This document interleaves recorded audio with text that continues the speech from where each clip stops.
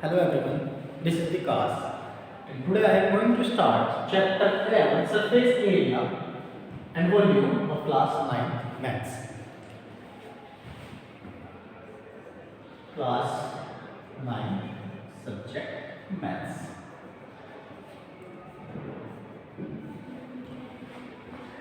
In this video we will discuss about topic cone. Okay, this is new topic for you. In class 8 you have already read about cuboid and cube. Okay, these are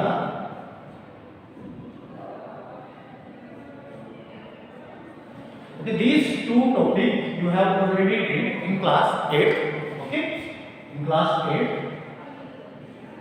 we have discussed these two topics. Okay, and this is new topic cone in class 9. So what is cone? Okay, I am making here a right angle triangle ABC, right angle at B. Okay, if we revolve this right angle triangle along its side BC and along its side AB, okay, so we will get a cone. Okay, suppose मैं इसको BC के along इसको revolve कर दूँ इस तरीके से, so like this we will obtain a cone. This figure is known as cone. Okay, this is cone. अगर मैं इसको ट्राइंगल ABC को along AB इसको रिवॉल्व कर दूं तो फिर से मुझे एक कोन मिलेगा. Okay, this is called its radius and this height for cone, and this AC is known as slant height and indication of this is L, slant height. इसको बोलते हैं slant height. What is relation between R, H and L? Relation की बात करते हैं इन दोनों के बीच में. So R square plus H square is equal to L square. Class 7 में आपने जो पाइथागोरस पढ़ी थी वो यही से ये रिलेशन बना है. This is base, this is perpendicular and this is hypotenuse. So relation क्या बनेगा? सेम बनेगा. R square plus H square equal to L square. Okay, तो ये तो हमारा हो गया relation between L, R and H. Okay, अब किस तरह के क्वेश्चन हमें इसमें देखने के लिए मिलेंगे एक्सरसाइज 11.1 में, उसकी बात करते हैं. ठीक है, तो जो भी हमारे पास कोन होगा उस कोन को बनाने में कितना मटेरियल यूज हुआ है या उसका वॉल्यूम क्या है, इस पर बेस्ड हमें कुछ क्वेश्चन करने होंगे एक्सरसाइज में. जो आपकी 11.1 एक्सरसाइज है वहाँ पर जो आपके पास क्वेश्चन है वो है सरफेस एरिया रिलेटेड. ओके, अब सरफेस एरिया ये क्या हुआ?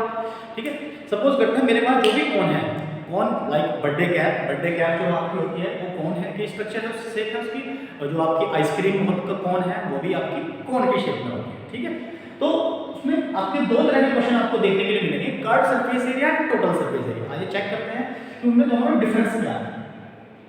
कर्व सरफेस एरिया ऑफ कौन.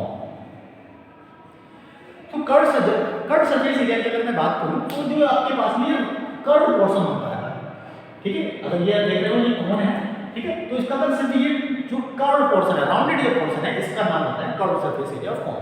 और इसको फाइंड करने के लिए फॉर्मूला होता है pi R L. Okay, next formula is total surface area TSA of कौन.